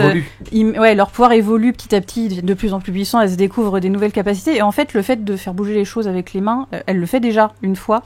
En fait, sans s'en rendre compte plus tôt dans la série, donc c'est quelque chose qui existe. Et juste, mais donc ça vient quand même du choix de la comédienne et pas des scénaristes, qui n'avaient pas eu l'idée de faire évoluer les pouvoirs. Si, parce que c'est évoqué très vite que les pouvoirs vont évoluer avec le temps. C'est dit dès le début. Oui. C'est un sujet. On critique, mais on ne connaît pas finalement. Voilà. N'écoutez pas ce podcast. Tu fais du mansplaining. Hein. J'allais le dire, exactement. Je fais du fan de Buffy Splaining. Critique la série Buffy Splaining, c'est presque pire. Hein. Donc les enfants ont été sauvés, hurrah, on est content. On est maintenant au commissariat. Il y a le petit, alors comment il s'appelle c'est Daryl. Daryl qui est un peu suspicieux quand même. Il dit à Andy, mon coco, là, l'histoire que tu m'as racontée, c'est du bullshit. Moi je te crois pas. C'est clair, à mon avis, il y a Anguille sous roche. Nouvelle expression. Bah oui. Bah oui, parce qu'il y a Andy qui veut protéger Prue, mais en même temps Daryl, c'est son. Oh là là, je vais même pas finir tellement elle était bonne. Je peux rien dire quoi. Mais priorité aux romances, rappelez-vous. Évidemment. On est dans un soap opéra. Oui. Donc il faut avoir de la romance. Donc Phoebe va avoir une ultime scène avec Brent, où Brent a retrouvé la vue, et pareil, il va y avoir un petit jeu de regard, un petit c'est sympa ce qui se passe entre nous. Enfin voilà, on est complètement dans le truc mièvre de la romance. Et Prue, elle, je crois aussi qu'elle a une dernière scène avec Andy, non je sais plus. Voilà, mais non, voilà, non. On finit sur la romance toujours. Rappelez-vous, c'est ça le plus important dans cette série, et pas du tout le. Ouais, c'est ça. La première fois qu'elle fait bouger un truc, Sam, c'est même pas ça, c'est qu'elle fait mine d'étrangler quelqu'un avec ses mains, son patron qui la saoule, et sa cravate se resserre autour de son cou, mais elle le sait pas qu'elle l'a fait en fait. Ah, elle fait coucou, elle se rend compte qu'il est aveugle, ça c'est plutôt marrant, mais il n'est plus aveugle puisque les Grimlock sont partis. C'est beau, mais il a l'habitude des lunettes donc... Et voilà, regardez, j'ai des beaux yeux bleus. Et hop, ah ouais, sympa. Là, c'est terrible parce qu'on revient en fait après tout ça, on revient sur le Love Interest. Et sur... C'est ça l'enjeu principal, c'est fou. Bah oui, parce que c'est ça le plus important. Alors, mais moi c'est parce que vu que ça a l'air très important dans la série, est-ce qu'elles vont finir par trouver l'amour, ces trois braves femmes ? Bien sûr. Bah Prue, non, parce que Andy meurt à la fin. En fait, le grand amour de Prue, c'est Andy, et il meurt à la fin de la saison 1. Donc les 2 autres saisons où elle reste, c'est pas du tout un sujet pour elle. Elle a des dates à droite à gauche, mais c'est pas du tout son but de trouver l'amour, c'est de protéger sa famille et tout. Phoebe, ben, c'est pas un but pour Phoebe, mais elle va rencontrer Cole et ça va devenir une intrigue oui, c'est centrale dans la série. Par contre, Piper, c'est clairement son but. Et elle, c'est parce que son but, c'est de se marier et avoir des enfants. En plus, il compare, parce que donc Léo, c'est un ange. C'est ça. Et Léo, et Cole, c'est un démon. Donc il y a tout ce parallèle qui est fait. Ouais.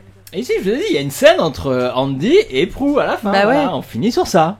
Tu l'as pas écrit en ouais, mais parce que là, c'est normal. Je suis basé que sur ce que tu as écrit. Ça, c'est une intrigue importante dans la saison, leur histoire. Et pas forcément en tant qu'histoire d'amour, mais en tant qu'histoire de confiance, quoi. Tu vois. Ouais. Donc là, c'est normal qu'ils concluent là-dessus, pour le coup. Et c'est la fin de l'épisode. C'est passé vite, quand même. Bah oui. Je sais pas pourquoi je m'énerve. Tu sembles tendu, Marie. Ouais, je suis tellement tendu. Je suis fan, quoi. On a tenu jusque-là, c'est beau. Il y avait des choses à dire. Il y avait des choses à dire. Le chat était très réactif. Il y a Sam qui connaît très bien la série sur le chat. Figurez-vous, il y a même des choses qu'on n'a pas dit. Bah oui, parce que vous suivez pas le direct, messieurs. Alors, c'est pour ça qu'il y a une meilleure rubrique. Moi, je vous propose de passer à la conclusion. Et attention. Ça, on va pouvoir dire toutes les choses extraordinaires. Quoi qu'on n'a pas dit. Qu'on n'a pas dit pendant l'épisode. C'est tout de suite maintenant l'heure de la conclusion. Oh My God. It's a sombrero. And it's on your head. Can you believe the Watchers Council let this guy go? Hey, did everybody see that guy just turn to dust? What kind of a monster is he? Crazy freak? Vapid whore? Everybody, Giles has a TV. He's shallow like us. Donc oui, conclusion. Qu'est-ce que vous allez dire, Riley? Je vous écoute. Vous avez quoi à dire? Non, pourquoi moi en premier? T'abuses. Eh ben, je n'ai jamais aimé cette série. Déjà à l'époque, j'aimais pas. Je regardais juste pour les jolies filles, donc c'est pas ouf. Ah non, c'est pas ouf ça. On te juge. Et je regardais aussi pour attendre Buffy, évidemment, qui passait juste après sur M6. En plus, en particulier, alors peut-être il y a des bons moments dans Charmed, mais les personnages sont plutôt intéressants. C'est juste que là, en plus, cet épisode vraiment, je l'ai trouvé pas intéressant, mal écrit. Il est pas ouf l'épisode. Non. C'est laborieux, on comprend pas vraiment. Il y a pas de thématique comme tu disais, Sartman. Voilà, mon plan préféré c'était le chat dans le générique, ça j'ai adoré. Si j'avais noté quand même, on l'a dit, la meilleure scène. Ah si, on peut revenir sur la scène des rats. Moi j'ai trouvé incohérent et toi malheureux tu disais que non, mais c'est que c'est des super sorcières machin, mais le premier rat venu leur fait peur. Mais oui, mais tu peux avoir une sur les phobies, ouais. Tu peux avoir une phobie peur, les rats. En fait. Oui, ça tu peux avoir une phobie, même si t'es. Je trouve c'est juste ça hyper misogyne en fait. Genre évidemment, deux femmes, elles ont peur d'un rat. C'est plus ça le problème. Coup, mais le fait que ce soit des sorcières qui ont peur d'un rat, ça me choque pas. C'est juste, ça reste des personnes normales, tu vois. Tu peux être un flic qui combat des tueurs en série et avoir une phobie des araignées, tu vois. Ouais, mais je sais pas, c'est juste lourdingue dans l'épisode. Peut-être. Tout simplement, ça Est-ce que t'as des phobies? Marrant. T'as des phobies, toi? Les requins. Eh ben, regarde. Voilà. Imagine tu sur un requin dans les égouts. Tu vas tomber dans les égouts. Déjà, tu te dis what the fuck. Non, mais en fait, c'est parce que je suis obligé de comparer à Indiana Jones et la dernière croisade, mais il y a une sorte de. Dans Indiana Jones, on te fait monter la pression, entre guillemets, sur le personnage du père, qui est un génie, qui a tout vu, archéologue de génie, et non, et là quand Indy dit non, et les rats, il aurait jamais pu passer les rats, qui a une faiblesse, qui est alors que là c'est un gag, et là c'est juste un gag, et alors que quand même enfin je trouve que c'est juste mal écrit en fait, et c'est un des nombreux exemples de cet épisode malheureusement. C'est plus ça le problème, mais ouais, que ce soit des sorcières qui ont peur d'un rat, je trouve pas ça spécialement choquant, tu vois. En plus si les sorcières dans Buffy elles utilisent des rats, en plus c'est plutôt un animal c'est peut-être ça qu'ils ont voulu dire en fait. En fait c'est des sorcières modernes, alors du coup elles utilisent pas des rats quoi. C'est dans les égouts, les rats, c'est dégueu. Ouais. J'ai aussi pas du tout aimé cette sous-intrigue, le journaliste là, j'ai trouvé ça. À la limite, ça me prend même plus de place que l'intrigue principale, ce qui est encore un aveu des faiblesses des scénaristes. Moi, au contraire, je trouvais ça intéressant, ce côté. Est-ce qu'on doit s'ouvrir, s'ouvrir au monde ou pas, dire notre secret ou pas? C'est ça. Ça aurait même valu un épisode propre en fait. Il y en aura des secondaires. Alors, du coup, c'est au détriment de l'intrigue sur le journaliste et c'est aussi au détriment de l'intrigue principale avec les monstres. Ouais, mais là, donc en fait, faites un choix à un moment donné. Quoi. C'est la première saison, ils ont essayé de mettre des, bien sûr, c'est mettre des trucs. C'est pas une excuse, hein, mais ils ont essayé de disséminer des questions partout et la question qui de est-ce qu'on se montre, c'est une question qui reviendra. Alors, ce sera pas le sujet principal de la série, mais tu vois, comme me disait je sais plus qui dans le chat, il y a un épisode dans la saison 2 où elles vont aller, Phoebe va avoir une vision du futur assez violente où elle va se voir brûler sur un bûcher. Et du coup, elles vont aller dans le futur et elles vont se rendre compte que dans ce futur-là, Phoebe a été découverte comme sorcière parce qu'elle a tué un humain pour venger une amie à elle qui l'aurait agressée sexuellement ou je sais plus. Et il y a une question de est-ce que quand tu as un pouvoir comme ça, tu peux te permettre de rendre justice toi-même ou pas? Et elle va brûler sur le bûcher à ce moment-là, elle va accepter qu'elle aurait pas dû faire ce qu'elle a fait parce que ses pouvoirs lui donnent pas le droit. Ouais. Et elles ont été découvertes à ce moment-là et c'est un épisode en plus où elles n'arrivent pas à la sauver, où vraiment elles doivent accepter que si elles font ça, elle mourra en fait. Mais c'est mieux quand tu racontes, je suis désolé, hein, c'est mieux quand tu racontes que quand on regarde en fait. Mais c'est raconté, c'est l'épisode qu'on voit, tout l'épisode. Tu as des devoirs à faire pour le prochain podcast. Je vais regarder tous les tu dois regarder cet épisode. Non, en et fait, peut-être que ça te plaira. Il y a aussi un truc, un exemple, et pour comparer à Buffy, vraiment sur la paresse d'écriture, il y a une réplique qui revient souvent dans la série, dans mes souvenirs, c'est il y a la réponse dans le livre. En fait, on parlait de la bibliothèque de Giles et tout, mais dans Buffy, c'est incarné en fait par un personnage qui a la connaissance, qui sait comment chercher. Là, il y a vraiment tout dans ce bouquin. Mais en fait, dans la série, ça devient un cliché. Enfin, c'est exagéré. C'est le livre qui a un personnage dans la série. C'est vraiment un personnage du il tourne les pages lui-même. J'ai vu ça dans un épisode. Il est central le bouquin dans la série. Oui, c'est pas rien. De là à tout relier en fait à ce livre. Parce que même il y a des épisodes de Buffy où Giles il sait pas dans les livres non plus. Enfin. Bah ouais, mais je trouve que c'est une paresse d'écriture. Créer un enjeu autour de ce bouquin et tout ça. Le chat réclame un épisode dans lequel Mallory expliquerait tous les épisodes de Charmed. C'est pour si vous donnez au Patreon un épisode ASMR qui sera formidable. Effectivement, pour conclure, heureusement que tu étais là, Mallory. Je peux le faire comme ça. Sarkon et moi, on n'aime pas du tout Charmed. Moi, je suis pas fan de Charmed.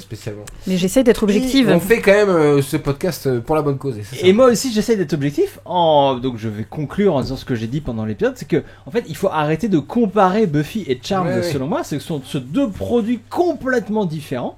Je vous l'ai dit, Buffy, c'est une série, c'est un teen drama avec de l'humour, de la baston, de la romance, plein de trucs. Charmed, c'est un soap opéra, quoi. Soap opéra fantastique. C'est un soap opéra avec dans un contexte fantastique.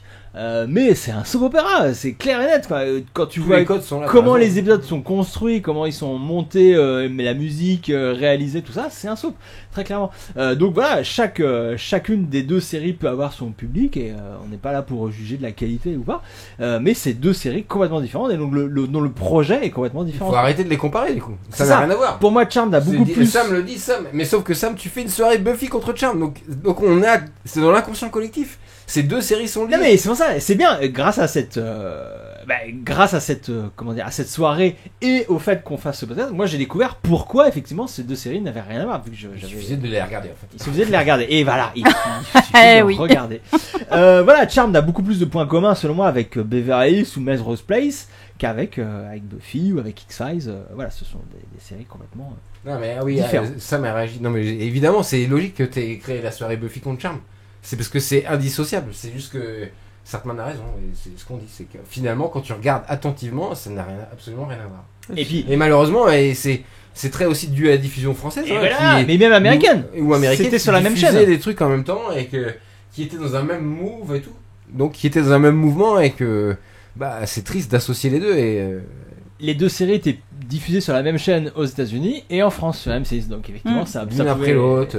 Et puis au même moment, c'était un peu les deux séries phares du moment dans la quand elles passaient toutes les deux dans la trilogie, c'était les deux séries phares, donc c'est normal qu'elles soient associées dans l'inconscient des gens.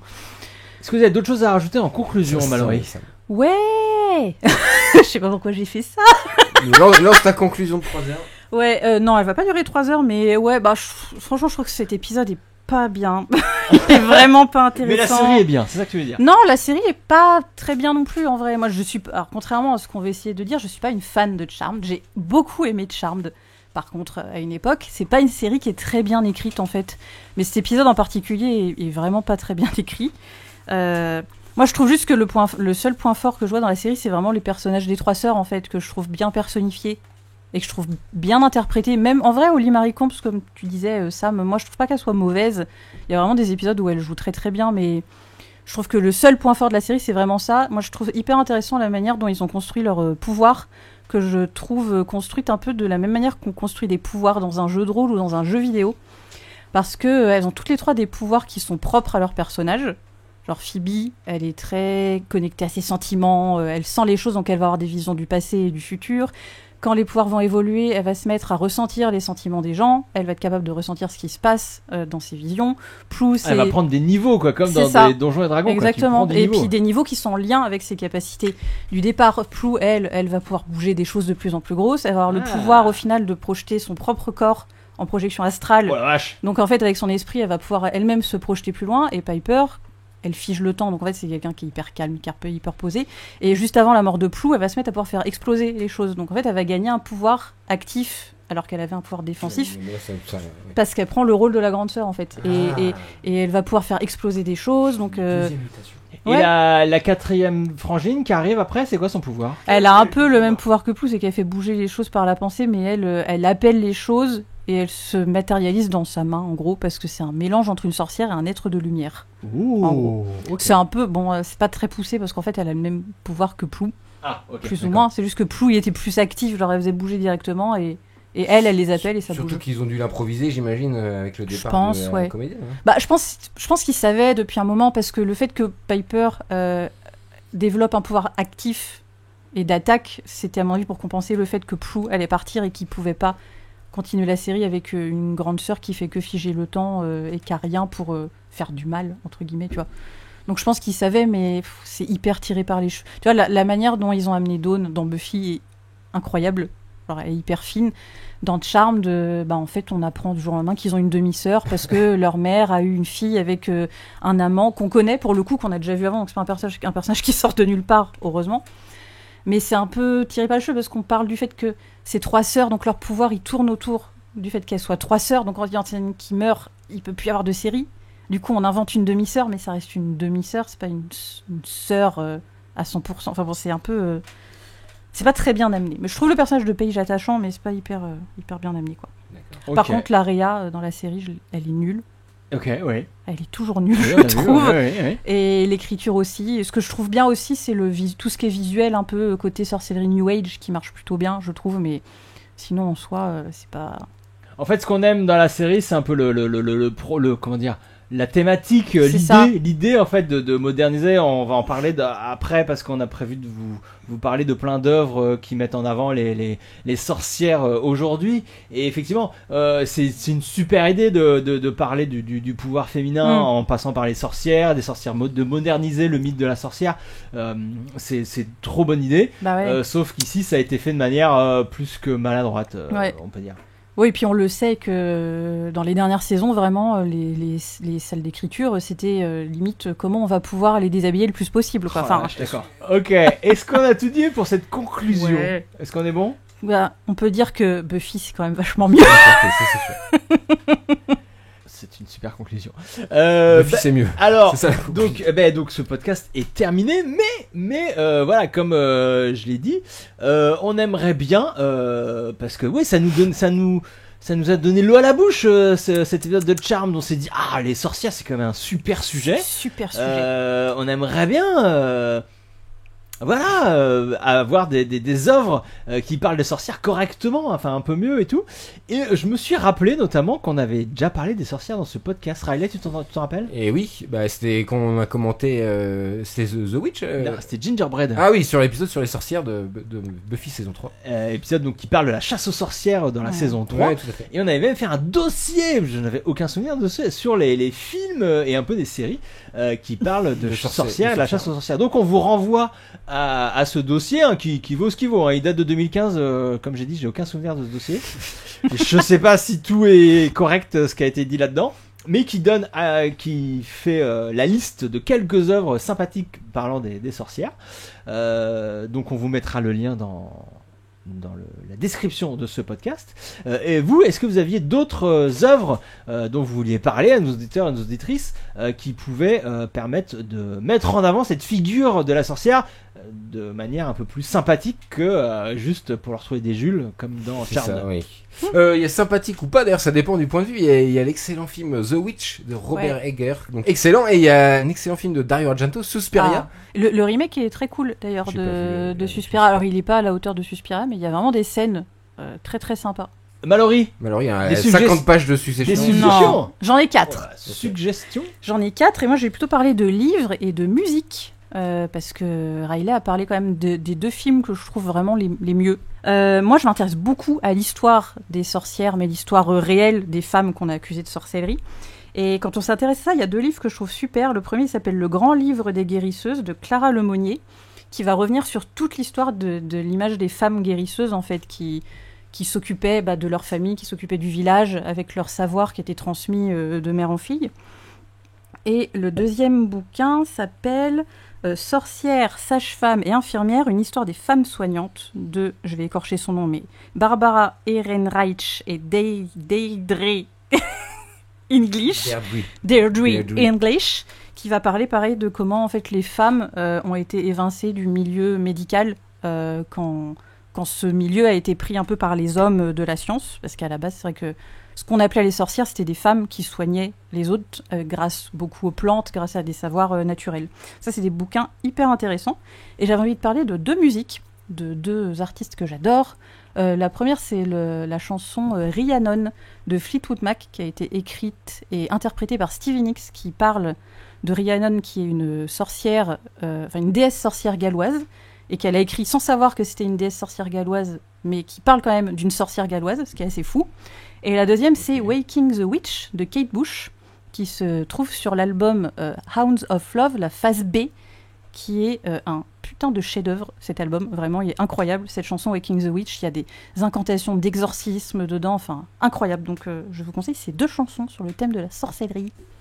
Bah c'est super, on ira écouter ça, de ouf. Et non, et c'est marrant que les bouquins que tu as évoqués sur l'histoire des sorcières. Moi il y a quelques jours, je suis tombé sur des numéros de l'émission de radio de France Culture, Le Cours de l'Histoire. Je sais pas si vous connaissez Le Cours de l'Histoire, c'est l'émission quotidienne de France Culture qui parle d'histoire, tout simplement. Qui est une émission très sérieuse, qui invite que des historiens et tout, historiens et historiennes. Et là, il y a quelques semaines, ils ont fait 4 émissions sur l'histoire des sorcières. Et c'était passionnant, du coup, d'avoir cette histoire, mais du point de vue des historiens, vraiment, et qui t'expliquent des choses qu'on ne savait pas, ou qu'on savait, enfin, que la magie ou la sorcellerie a toujours existé, mais c'est à partir du moment où il y a eu une montée en puissance de la religion, qui, du coup, a voulu contrôler, comme tu dis, le côté soignant et le côté sage-femme des femmes, et donc ils ont voulu, du coup, criminaliser toutes ces activités qui étaient faites par des femmes et parfois même des hommes depuis des centaines d'années. Enfin voilà, enfin voilà, si l'histoire, la vraie histoire des sorcières vous intéresse, ces émissions de radio qui sont disponibles en podcast, donc dans le cours de l'histoire sur les sorcières, sont disponibles. Et moi aussi je voulais parler de livres, parce que les sorcières c'est quelque chose de très encore vivant encore aujourd'hui, qui est utilisé par plein d'autrices pour parler de cette révolution féministe qu'on est en train de vivre depuis quelques années. Le livre le plus connu dans cette mouvance, c'est le livre de Mona Chollet. Sorcière, la puissance invaincue des femmes. Ça c'est vraiment le pilier de toute cette réflexion. Pardon, excuse-moi. Je parle de Mona Chollet, c'est important quand même. Oui, elle disait qu'elle aimait pas le bouquin, mais elle veut pas le dire au micro du coup. Si, je veux bien, je vais laisser parler. Alors, non mais justement, peut-être que tu vas me rejoindre, parce que moi je voulais dire que ce bouquin est super intéressant pour faire la passerelle entre l'image de la sorcière et le mouvement féministe d'aujourd'hui. Par contre, effectivement, on n'est pas dans un bouquin d'histoire. C'est un bouquin qui parle même très peu des sorcières et de l'histoire des sorcières. C'est un essai plus sur le féminisme que sur les sorcières. Le titre du coup, sorcière, c'est il est un peu provocateur, ou c'est pourquoi moi je pense ce titre. Moi ce que j'ai envie de penser, c'est il faut pour se réapproprier ce mot qui, comme on l'a vu quand on a parlé de la série là de Charmed, ce mot qui peut être vu comme négatif en fait. T'es une sorcière, t'es une mauvaise personne. En fait c'est aussi moyen, on l'a vu, il y a plein de dans les dernières manifestations féministes ou des journées de la femme, tout ça, qui ont été faites. Parfois il y a des pancartes ou des mouvements witch. Il y a le mouvement witch qu'il y a eu il y a quelques années aux États-Unis. Enfin voilà, et moi je trouve que c'est une manière de se réapproprier ce mot pour dire les femmes ont de la puissance, et c'est juste ça pour moi. C'est complètement, oui, c'est un peu un prétexte, mais le terme de sorcière, c'est un terme qui a été vachement repris par le mouvement féministe, parce que les sorcières c'était ces femmes qui étaient marginalisées parce qu'elles rentraient pas dans les codes. C'était souvent des vieilles femmes célibataires qui vivaient recluses, et ça c'est quelque chose pour l'Église qui était juste inadmissible, de laisser des femmes faire ce qu'elles veulent en fait dans les bois. Et c'est pour ça que le mouvement féministe, et c'était des femmes qui étaient puissantes, qui avaient des connaissances et dont les hommes avaient peur. Du coup, l'imagerie de la sorcière, elle a beaucoup été reprise par les féministes. C'est pour ça qu'on entend de plus en plus parler de sorcellerie ces derniers temps à travers les bouquins, et c'est hyper intéressant cette réappropriation du mot, parce que là où avant on montrait les sorcières avec des vilains nez crochus qui volaient sur leur balai, c'est ce qu'ils ont essayé de déconstruire dans Charmed, mais qui n'a pas été très bien fait, c'est de montrer que la sorcière en fait c'était une femme indépendante qui avait des connaissances médicales, qui répondait pas aux normes de la société. Et aujourd'hui c'est un peu ça que les femmes dans le féminisme ont envie de montrer au monde, quoi. Ouais, voilà. Et donc dans cette même mouvance, j'ai envie de citer aussi Chloé Delhomme, l'autrice bien connu des fans de Buffy, fans de Buffy, qui a écrit un bouquin sur Buffy carrément, qui a écrit plusieurs livres qui parlent de sorcières et qui est même un peu sorcière, hein. Mais on peut citer Sorcières de la République, hein, qui est son bouquin le plus connu sur les sorcières, où elle imagine carrément des sorcières qui se mettent à diriger la France. Enfin, c'est formidable. C'est pas déjà le cas. Non, ça c'est. C'est des connards. Mais c'est sorcier, c'est beaucoup mieux dans les Sorcières de la République. Mais bien chère sœur aussi. Alors donc là, on est plus sur le côté discours féministe et tout. Et si on veut un bouquin plus donc toujours chez Chloé Delhomme, si on veut un roman plus conventionnel ou facile à lire, il y a un de ses derniers livres, il y a quelques années déjà, qui s'appelle Le Cœur synthétique, qui est une histoire très très facile à lire et très très sympathique, dans lequel il y a un peu de sorcellerie aussi, et qui est très très drôle et qui est très très bien écrit, comme tout ce que fait Chloé Delhomme. Ah si, je repense aux dernières choses. Si vous aimez la bande dessinée, il y a un comic qui s'appelle Witches avec un Y, écrit par Scott Snyder, dessiné par Jock, qui est là l'idée, donc ça reprend évidemment le thème des sorcières, mais ça te montre le côté horrifique des sorcières, le vrai, parce que à quel point ça peut aller très très loin, à quel point elles sont puissantes, à quel point c'est une vraie figure du cinéma d'horreur ou de l'histoire d'horreur, de l'esthétique horrifique. Génial. Witches, allez-y. Mais ça, de toute façon, des dessins de fou. Ouais. C'est démontré même dans Buffy, hein, que les sorcières, c'est elles les plus puissantes. Hein. Exactement. On le voit avec Willow. Hein. C'est vrai, la plus puissante. Ouais. Eh ben merci. Alors sur le chat, on nous propose aussi plein d'autres choses. Hein. On nous parle de American Horror Story, de la saison Coven. Elle était sympa cette saison. Il y avait aussi, il y a plein de choses. N'hésitez pas dans les commentaires à nous proposer aussi vous des œuvres qui parlaient correctement des sorcières. On ira voir ça. Et c'est le moment de nous quitter. Blair Witch aussi. Si on veut parler de sorcières. La sorcière de Blair. Qu'on ne voit jamais, mais qui est là, qui fait beaucoup de mal. Là, pour le coup, c'est la version 1.0 de la sorcière. Exactement. Qui fait très très peur et qui fait très très mal. Merci à vous de m'avoir aidé à faire ce podcast sur. C'était un grand plaisir. Charmed. Plus jamais tu nous fais ce coup là par contre.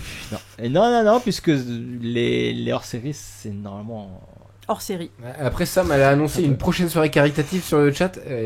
On n'est pas à l'abri. J'ai peur, on n'est pas à l'abri de faire un podcast sur Dawson. Mais ce qu'on peut vous. C'était Friends. Ce qu'on peut vous garantir. Je connais pas le sujet. Ce qu'on peut vous garantir, c'est que le prochain épisode de ce podcast sera consacré à Buffy. On retrouvera notre rythme habituel avec un épisode de la saison 4. Ce sera de Buffy contre les vampires.